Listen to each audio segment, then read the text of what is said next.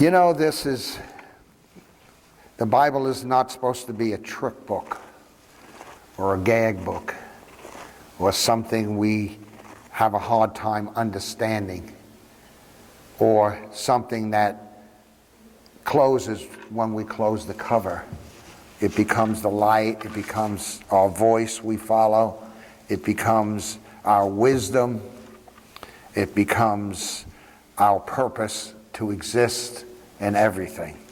So it says here in Romans 15th chapter, verse 4, for whatsoever thing were written aforetime were written for our learning, that we, through patience and comfort of the Scriptures, might have hope.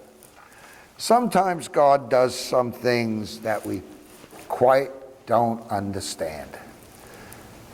We look at this, we look at that, and we just don't understand why God's doing this. But we're dealing with God, who always was. In Him we live and move and have our being. We're not to lean on our own understanding. That's what He says. So, with that said, in the for our own comfort and understanding and learning, I want to go to 1 Kings chapter 13.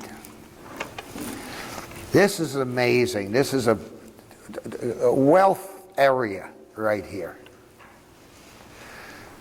Because he says in 1 Peter 5:8 that the devil, as a roaring lion, goes about seeking whom he'll devour. I don't want to be devoured by the devil.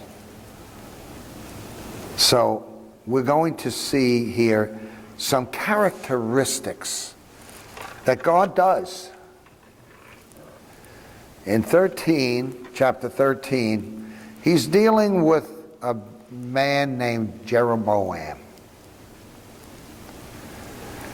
Jeroboam was raised up to be king of 10 tribes of Israel because Solomon didn't do things right.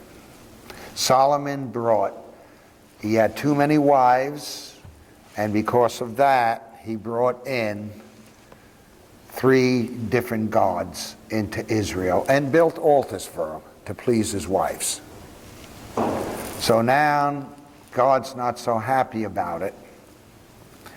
And so he's got to deal with all of this. He's got to send a signal from heaven on earth to say, this has happened, I'm not happy about it, get it right. And that's what this Bible does to us. This is why we study the Bible. So this man, Jeroboam, moved from being just a king. He wanted to be a priest also. So he finds himself in God's house burning incense. He's going to burn incense to God. That only the priests had the right to do. And a man of God shows up. These men of God seem to know things that, could really irk you sometimes. So he's figuring he's going to have it all for himself. Because we have to go back in a little bit of history. It starts around 11. In chapter 11 of 1 Kings, he says he's not happy with Solomon. He didn't live the way his dad, David, lived. But he said he's got to keep the lineage alive because he made promises, and God doesn't lie. So what happened, he said, in verse 3, in chapter 11, it said, his wives turned away his heart. I mean, he had a total of 1,000. Turned away his heart. So God begins to do things. You can always see the move of God in people's lives, for one right or the left hand. So he has a fellow named Jeroboam. And the guy's a mighty warrior. He's industrious. And God puts it in Solomon's heart to put him in charge of the tribe of Joseph. You know, give him some experience, give him some preeminence, some prominence among people. And that's, so he does this for a little while, until a prophet comes up to him, Ahijah. This guy goes in and puts on a whole new set of clothes. It's just like you go out and buy a whole suit. So I see these men of God are really not only strong in faith, they're strong in the natural. So he comes up and he's out in the field and he finds him. And now this is a mighty man, a warrior, and he takes his clothes and he rips them up in 12 pieces. Think about that. God knows how to get people's attention. I've done that. I've stood in front of people and taken a piece of paper, and God says, rip it in front of them, thus saith the Lord, and leave them alone. And you know it always happens. He rends their lives. Because that's what God does. We're in the New Testament. God wants to save people. But what does he do with rascals? What does he do with the unhearing ear? What does he do now? And surely he's going to have a lot of people that call him Lord, Lord, and don't do what he wants. In deeds, they're going to deny him. How does he handle that? Well, that's why we have the scriptures. So he rips all of this up. He gives him 10 pieces. Ahijah, the prophet, gives to Jeroboam the 10 pieces. Now, Jeroboam doesn't think right. Jeroboam wasn't of the lineage. Jeroboam was grafted in because of, not because he was so great and good, it was because Israel had slipped off and God wanted to bring them back by giving them a message. You got to stay with this because there's so much in here. So there he is. He gets the 10 pieces. He says, I'm going to leave Judah. And he already has the word. He knows what's going to happen. Solomon gets wind of it and gets mad at him, and he wants to destroy him. When people want to destroy you, you've hit the gold mine with God.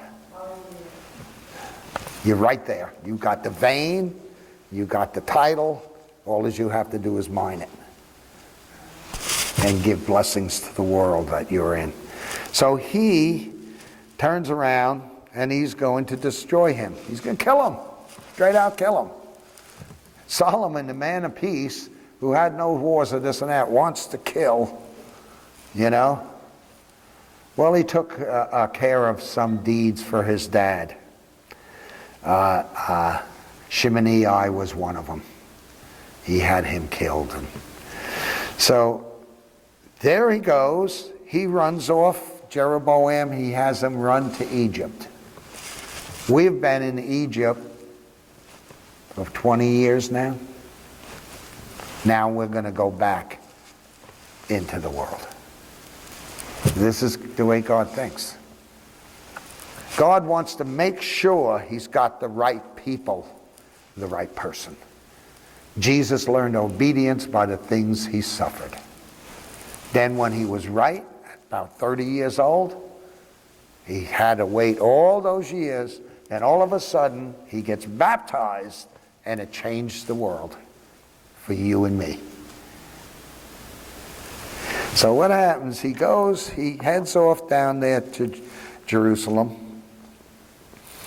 Okay, Rehoboam is going to be the next king of Israel, all the 12 tribes. He is Solomon's son. But you see, he got a little heady. And what happens is Solomon is called home to glory. He passes away. And Rehoboam is now going to be in charge. So he turns around and the people come to him and they say, make our burden lesser.